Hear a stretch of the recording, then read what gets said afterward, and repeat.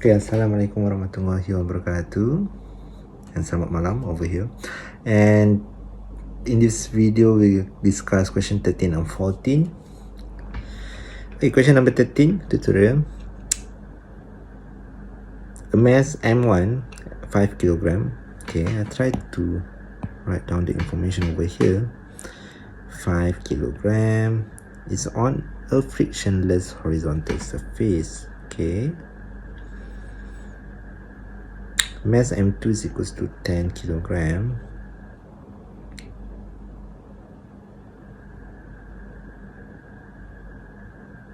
Okay, so because this is in chapter 4, so if you have the same rope, okay, you basically have the same tension. So what I mean is that this is one rope, so basically any tension on here will have the same magnitude. Okay, so the question wanted to find the acceleration of each mass and the tension in the cable. This one obviously it will move together, right? So if M2 is moving, M1 will move as well, and in fact they will move at the same acceleration. So you only have one A. So to draw the free body diagram, I can draw for object 1. Okay, just write it down like this. For M1, and this one is for how much space do I have? Okay, I have lots of space over here. For M2, okay, that's I think I need to bring this one a little bit down, okay, so that I can draw it bigger. So for M1, which is on the table, the object on the table, basically I have weight and normal like how it should be, and then I have a force in that direction, which is represented by the tension, which is the tension, normal, and weight. Okay, and on my other object, okay, I only have this one. I don't have the end because it is not on the surface or anything. This is just hanging on a rope, so it will be tension. Okay, so don't get confused. This tension is obviously over here, and it should be pointing away from the object. So the same with this one lah, is pointing away. So for the first object is pointing away from the object. Okay, for the second object is pointing away from the object as well. How about the A? Okay, it doesn't make sense if this object goes in that direction, so obviously it will move in that direction if it falls. So I will expect the A, that one will be in that direction, and this one will be in this direction. So you don't have any friction or anything, so just the T over there. Okay, okay, again, even if you start, just do it side by side. Summation of fx for object 1, summation of fy for object 2. Why I choose it like this? Because it does make sense if you only consider these two equation. Okay, this one you don't have any x component for here, while on the other hand this one y component is equals to 0. You can try to do it. I think this one is enough, so you just do it this one. Okay, M2, so be careful with the mass and don't get mixed up. Okay, that's why I have to label this one. That's why if you do it like this, then it makes sense if you do it below the free body diagram, so it's much easier, you don't get mixed up. So 10A, this one will be, okay, I will choose, it's up to you really, but I will choose this one as negative because A is pointing downwards. Okay, and I will choose that this one becomes T minus weight. So obviously I can choose A as positive, okay, and this would be W minus T. Oh, okay, just write down first. You can write this one as your 10A is positive, oops, and then this one becomes weight minus T. So weight is positive, T is negative. So basically these two represent the same thing lah. Just flip the negative. So this one, okay, so you can see clearly. So if you multiply everything by negative, you get that one. So these two is pretty much the same equation. I just do it like this because I like it like this. Because I always assume A, force, V, all of those is basically a vector. So anything for a vector is depends on the direction. Downwards negative, upwards positive, to the right is positive, to the left is negative. So if you mix things up, so then later on you will get confused. That's what I think anyway.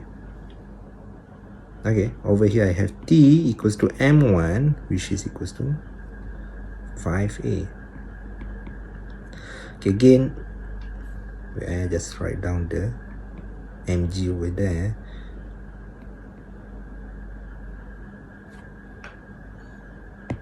I can skip a bit, but I don't want to.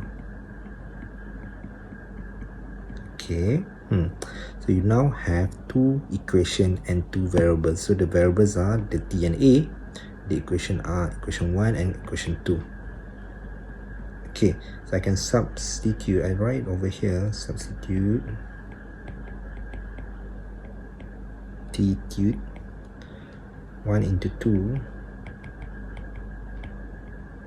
Okay, so now I have 5a minus 98.1 equals to negative 10a. And then if I bring the 5a to the other side, it becomes negative 5. That was negative 15a and negative 98.1. So obviously you can cancel out the negative there. So a is equals to 98.1 divided by 15. So here is 6.54. Okay, oopsie. This is the acceleration, so the unit would be ms minus 2. Therefore, because I think I am running out of space, I just do it over here. Maybe I can do it over here. Good. Substitute t cubed into 1. So now I have t equals to 5 times 6.54, which is 32.7 Newton. Okay, for me this one is still straightforward lah. Tak ada nothing much pun. Okay, it's nothing complicated pun. And now for question 14, you have two objects. Interestingly, one is on the slope inclined plane, another one is on the hanging over there. Okay, they give you the mass. It's a 4 kilogram block A on rough 30, so rough plane got friction. Okay, the frictionless is for the pulley, because this one indicates that you don't have to consider the I for the pulley. Later on you will learn in chapter 8 anyway.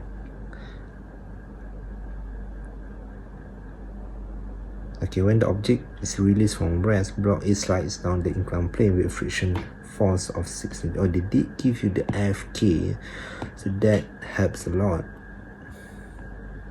So I just try to identify all the forces here, so and how it should be. Weight in that direction. Again, all the object has weight and it is always downwards and depends on the surface. Is 90 degrees to the surface. On the other hand, you have a rope over here, which is the T. Okay, this is the same rope, so this is one rope, so basically you have a T over there as well. Don't put T1 and T2 because this is the same T. The magnitude is the same because you have basically the same rope. The first question, do you want to find acceleration and tension? So you can, I mean, if you do enough exercise, you know that the tension and the acceleration might comes at the same time anyway, so it doesn't really matter which one you calculate first. Okay, just write it down later on. So let's see if you calculate the tension first. Okay, but that one is for question, you answer it on question A. For question B, you just rewrite your answer. Okay,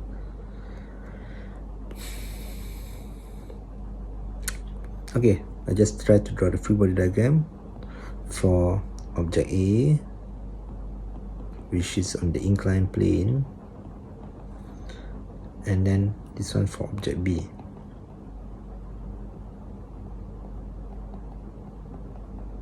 Okay, the B is simpler one. For the B, you only have two force, which is the tension and the weight. Okay, I just put this one as weight 2 so that you don't get confused. Okay, this one, initially it is at rest and then it starts to move. Okay, so you have a change in velocity, so you expect this one to have a acceleration, and the acceleration will be in this direction, obviously. Okay, because it's released from rest, so it falls down lah, tak kena naik atas pula, in that direction. Okay, for your object A, this one got few forces, so you have Fk in that direction, you have T in that direction,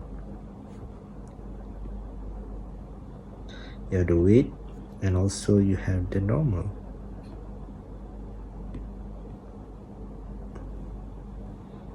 Okay, so normal force will be in this direction.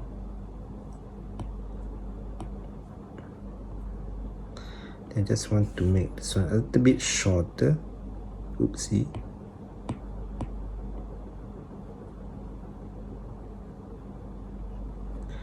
This one is my Fk, this is my tension, and this is my W. Okay, again you have to indicate the direction of A will be in that direction, so obviously this will be my X axis and this will be my Y axis. Okay. Okay, so for object B, simple. You can write down straight away. Summation of Fy equals to M2A. Okay, now you have W2, you have tension minus W2 equals to negative M2A. Again, if you are not used to this one, you can always write it down like this one is M2A is positive, and then you can write W2 minus T, which is the same direction with the A minus the opposite direction with the A. Again, it's up to your preference. It's basically the same thing. Okay, now you can try to do for the object A. I just try to find some space because I think I'm running out of space. I just make this one a little bit smaller. Okay, put it over there. Hopefully you can still see it. And then this one, maybe I have to do X and Y, so I do the X component first. That one would be MA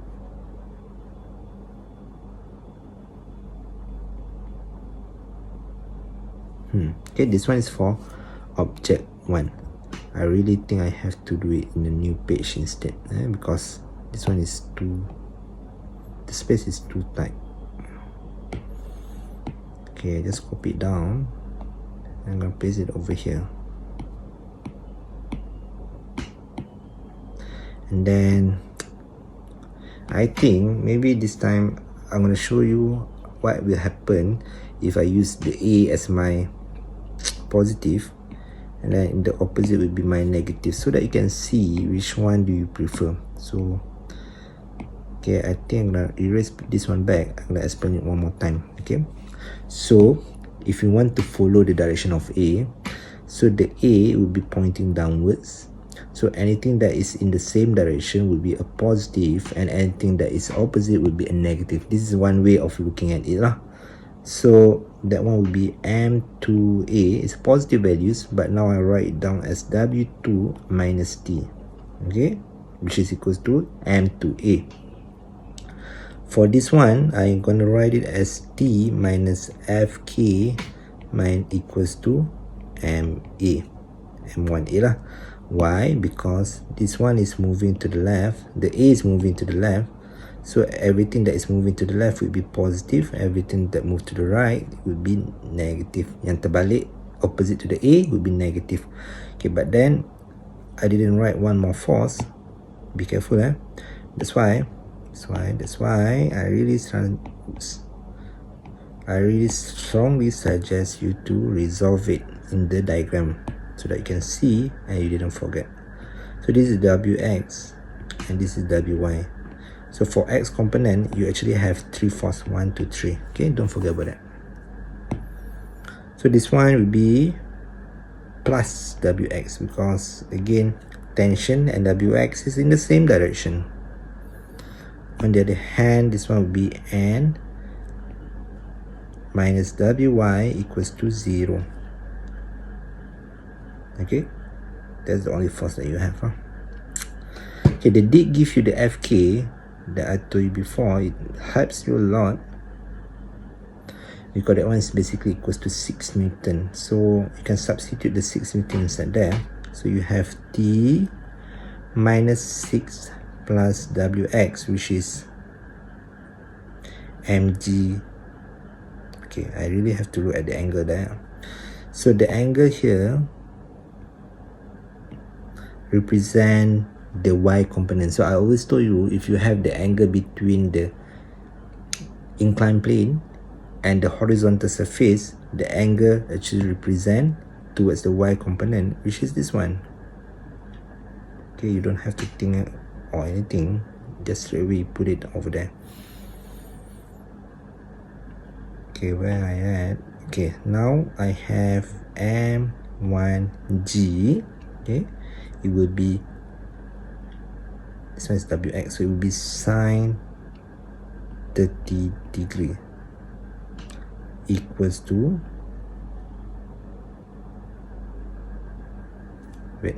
M1 is equals to 4 kilogram. So I have 4A. On the other hand, I have N equals to mg. Okay, I think I can substitute the m straight away. M G, this would be cos. I'll just do it slowly. Again, this one I can solve, I can substitute the values as well so that I can calculate after this. 4 and 9.81. Okay, on the other hand, over here I have W2, which is equals to mg. So the mass over here would be 1 kilogram. 9.81 minus T equals to 1A. Okay. Okay.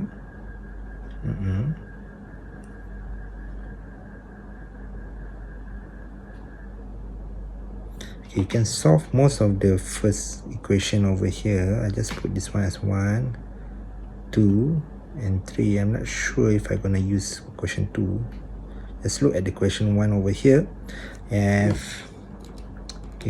so if they give you coefficient instead of the friction punya force, then for sure you need to use the equation 2. But now they did give you the Fk. Maybe you don't have to use it, but I don't know. So 4 multiply with 9.81 multiply with sine 30, I got 19.62. So minus with 6, I got 13.62. It's a positive one. 13.62 equals to 4A. I just double check so that I didn't get it wrong. Just repress my calculator. Minus 6, I got 13.62. Okay, this one seems correct. This one is for equation 1. Okay, for equation 3, I can solve that one as well. So it becomes 9.81 minus T equals to 1A. Okay, the question want to find the acceleration first. So if you want to find the acceleration first, you can use in terms of T. So you substitute T inside now. So my example is that T is equals to 4A minus 13.62. So if you substitute this one, okay, into equation 3, then you get the E. So substitute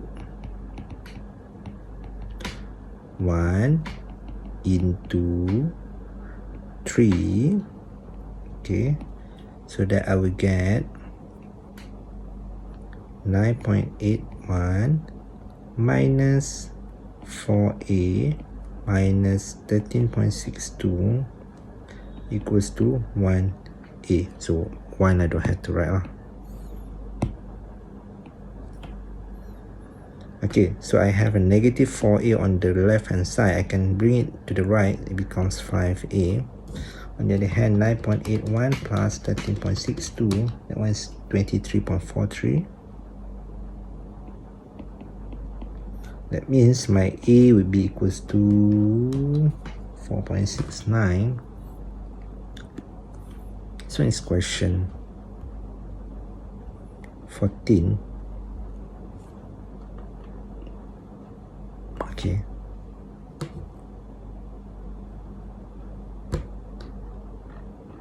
Just double check the answer so that, yeah, it's correct. 4.69. So that I didn't do it wrong. Okay, that one is for question A. For question B, they want you to find the tension. So substitute the A inside the equation 1. T equals to 4.69 minus 13.62. So you get 4 multiplied 4.69 minus 13.62. Because here is 5.14.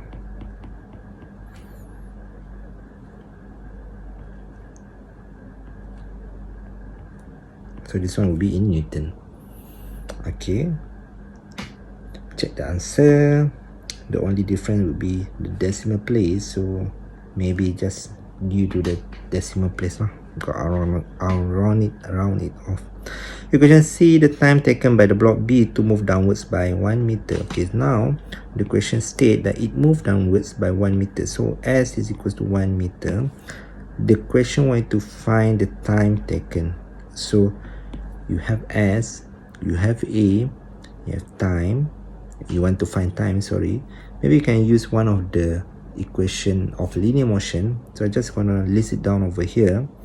Hopefully I got it right. V equals to U plus AT. S equals to U plus half AT squared. V squared equals to U squared plus 2AS. You need to find the time, so you can cancel out the last equation. They give you the S, so you have to use the second one. Okay, because you have that extra information. So it starts from rest, if I'm not mistaken. When the object is released from rest, so here it states, okay, so that means your U is equals to 0. So I can write down the equation becomes S equals to 0 plus half. So again, you can combine 2 chapters or more to solve one particular question. Don't forget the square. I always forget the square. So S here is equals to 1. I just substitute with 1. Okay. Now my T square becomes 1 multiplied by 2 divided by 4.69. Then you take the square root. So here 0.65. Okay. I don't have to draw that. I don't have to write down the square because I took the square root already. 0.65 second. Is it correct? Yeah, it's correct. Okay, anyway, for this question, again, for any question regarding the acceleration and all, it really depends on your preference, which one you want to do. Okay, come to think of it, I think maybe this one might be slightly easier. So it means that you choose you decided the direction of A, and anything that is in the same direction with the A is positive. Anything that is opposite direction with the A would be negative. I think that one is much simpler, but it's really up to you. Okay, I think that's it for this video. We continue later.